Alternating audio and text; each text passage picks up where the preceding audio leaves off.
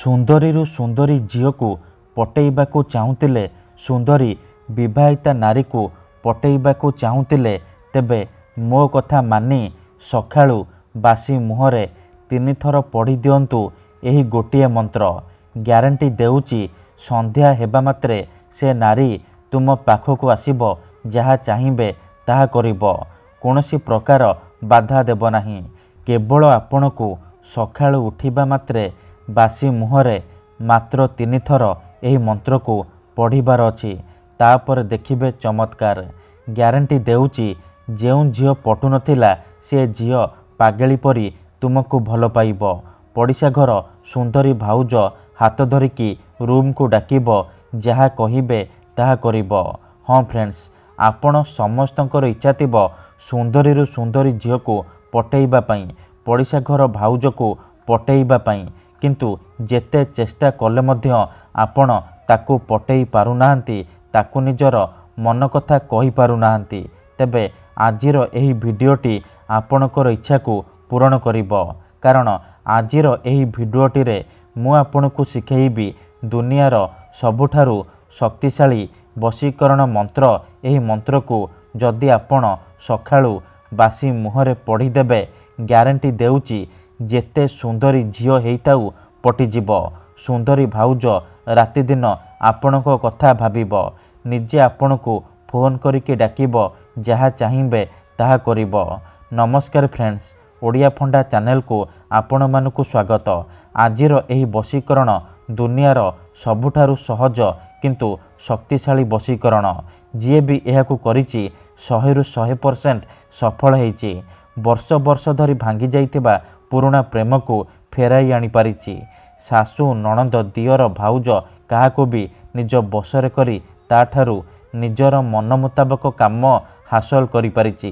ତେବେ ଏହି ବଶୀକରଣ ବିଧି ଆପଣ କିପରି କରିବେ, କେମିତି କରିବେ, ମୁଁ ଆପଣଙ୍କୁ ଶିଖେଇବି। ସମ୍ପୂର୍ଣ୍ଣ ପ୍ରୟୋଗ ବିଧି ଠିକ୍ ଭାବରେ ଶିଖେଇବି।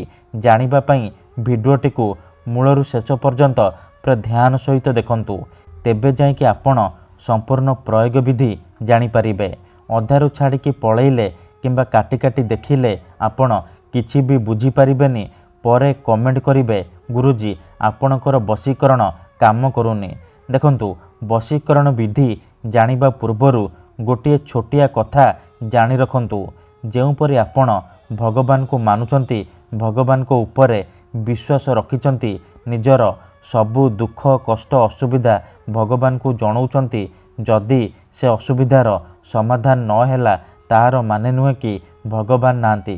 ସେହିପରି ମନ୍ତ୍ର ତନ୍ତ୍ର ହୁଏ, ବଶୀକରଣ କାମ କରେ, କିନ୍ତୁ ଏହାକୁ ଆପଣଙ୍କୁ ସିଦ୍ଧ କରିବାକୁ ପଡ଼ିବ। ପ୍ରୟୋଗ ବିଧି ଠିକ୍ ଭାବରେ କରିବାକୁ ପଡ଼ିବ, ମନ୍ତ୍ର ଠିକ୍ ସେ ଉଚ୍ଚାରଣ କରିବାକୁ ପଡ଼ିବ। ତେବେ ଯାଇ ମୁଁ ଆପଣଙ୍କୁ ଗ୍ୟାରେଣ୍ଟି ଦେଉଛି ଆପଣ ଯାହାକୁ ଚାହିଁବେ ତାକୁ ମୁହୂର୍ତ୍ତକ ଭିତରେ ପଟେଇ ପାରିବେ। ସୁନ୍ଦରୀ ଝିଅ ବା ସୁନ୍ଦରୀ ଭାଉଜ ଠାରୁ ନିଜର ମନ ମୁତାବକ କାମ ହାସଲ କରିପାରିବେ। ସିଏ ଆପଣଙ୍କର ସବୁ ଇଚ୍ଛା ପୂରଣ କରିବ। ତେବେ ବଶୀକରଣ କରିବା ପୂର୍ବରୁ ବଶୀକରଣ ବିଷୟରେ କିଛି ଜାଣି ରଖନ୍ତୁ। ଯେତେବେଳେ ଆପଣ କାହାକୁ ନିଜଠାରୁ ଅଧିକ ଭଲ ପାଉଛନ୍ତି, ତା ବିନା ବଞ୍ଚିପାରିବେନି ଭାବୁଛନ୍ତି, ତା ପଛରେ ଗୋଡ଼େଇ ଗୋଡ଼େଇ ଥକିଗଲେଣି, ହେଲେ ସେ ଝିଅ ବା ନାରୀ ଆପଣଙ୍କୁ ଭାव ଦେଉନି, ଆପଣଙ୍କୁ ଅଣଦେଖା କରୁଛି, ସେତେବେଳେ ଆପଣ ବଶୀକରଣ କରିପାରିବେ। ବଶୀକରଣର ମାନେ ହେଉଛି ନିଜର ଭାବନାକୁ ଅନ୍ୟର ଦିମାଗରେ ପହଞ୍ଚେଇବା, ନିଜର ଭଲ ପାଇବାକୁ ଅନ୍ୟର ଦିମାଗରେ ପହଞ୍ଚେଇବା, ମାନେ ସେ ଝିଅ ବା ନାରୀର ଦିମାଗରେ ପହଞ୍ଚେଇବା। ତେଣୁ ମୋର ଆପଣମାନଙ୍କୁ ଅନୁରୋଧ କି ମନରେ କୌଣସି ଖରାପ ଉଦ୍ଦେଶ୍ୟ କିମ୍ବା କୌଣସି ଖରାପ କାମ ପାଇଁ ଆପଣ ଏହି ମନ୍ତ୍ରକୁ ପାଠ କରିବେନି। କାହିଁକି ନା ଏହି ବଶୀକରଣ ମନ୍ତ୍ର ହେଉଛି ଦୁନିଆର ସବୁଠାରୁ ସହଜ କିନ୍ତୁ ମହାଶକ୍ତିଶାଳୀ ବଶୀକରଣ ମନ୍ତ୍ର। ଏହି ମନ୍ତ୍ରକୁ ଯଦି ଆପଣ ସକାଳୁ ଉଠିବା ମାତ୍ରେ ମାତ୍ର 3 ଥର ପଢ଼ିଦେବେ, ଗ୍ୟାରେଣ୍ଟି ଦେଉଛି ସେପଟେ ସେ ଝିଅ ହେଉ ବା ବିବାହିତା ନାରୀ ଆପଣଙ୍କ ଆଡ଼କୁ ଆକର୍ଷିତ ହେବାକୁ ଲାଗିବ, ବିଚଳିତ ହେଉଠିବ। ଯେପର୍ଯ୍ୟନ୍ତ ଆପଣଙ୍କ ପାଖକୁ ଆସିନି, ଆପଣଙ୍କ ସହିତ ସମ୍ପର୍କ ରଖିନି, ସିଏ ଖାଲି ଛଟପଟ ହେବ। ତେଣୁ ଯଦି ଆପଣ ଏହି ବଶୀକରଣ କରିବାକୁ ଚାହୁଁଛନ୍ତି, ସେ ଝିଅକୁ ପଟେଇବାକୁ ଚାହୁଁଛନ୍ତି, ତାଠାରୁ ନିଜର ମନ ମୁତାବକ କାମ ହାସଲ କରିବାକୁ ଚାହୁଁଛନ୍ତି। ତେଣୁ ମୋର ଆପଣମାନଙ୍କୁ ଅନୁରୋଧ କି ଆପଣ ଭିଡ଼ିଓଟିକୁ ମୂଳରୁ ଶେଷ ପର୍ଯ୍ୟନ୍ତ ପୁରା ଧ୍ୟାନ ସହିତ ଦେଖନ୍ତୁ। ବିଧିଟି ଜାଣିବା ପୂର୍ବରୁ ଆଉ ଗୋଟିଏ ଛୋଟିଆ କଥା ମନେ ରଖନ୍ତୁ। ଯଦି ଆପଣ ଆମ ଚ୍ୟାନେଲକୁ ପ୍ରଥମ ଥର ଆସିଛନ୍ତି ତେବେ ଦୟାକରି ଚ୍ୟାନେଲକୁ ସବସ୍କ୍ରାଇବ୍ କରି ପାଖରେ ଥିବା ବେଲ୍ ଆଇକନ୍କୁ ମଧ୍ୟ ଦବାଇ ଦିଅନ୍ତୁ, ଯାହାଦ୍ୱାରା ଆମେ ଯେଉଁ ବି ଭିଡ଼ିଓ ଅପଲୋଡ଼ କରିବୁ ସର୍ବପ୍ରଥମେ ଆପଣ ଦେଖିପାରିବେ ଆଉ ତା'ର ଲାଭ ପାଇପାରିବେ। ମନେ ରଖନ୍ତୁ, ଏହି ବଶୀକରଣ ବିଧିକୁ ଆପଣ କେଉଁ ବି ବାରରେ କରିପାରିବେ, କିନ୍ତୁ ଯେବେ ବି କରିବେ ସକାଳୁ ବାସି ମୁହଁରେ କରିବେ। ବିନା ହାତ ଗୋଡ଼ ଧୋଇକି ସକାଳୁ ବାସି ମୁହଁରେ କରିବେ। ପ୍ରଥମେ ଆପଣ କ'ଣ କରିବେ, ଯେତେବେଳେ ରାତିରେ ଶୋଇବା ପାଇଁ ଯିବେ ଗୋଟିଏ ଗ୍ଲାସରେ ଚିନି ପାଣି ଆଣିବେ।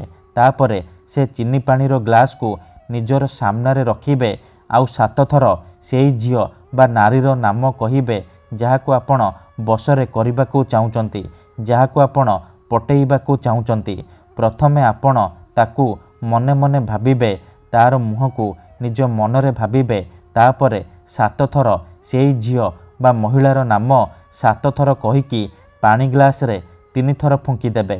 ଏତିକି କରିସାରିବା ପରେ କ'ଣ କରିବେ, ସେ ପାଣି ଗ୍ଲାସକୁ ଖଟ ତଳେ ରଖିକି ଶୋଇପଡ଼ିବେ।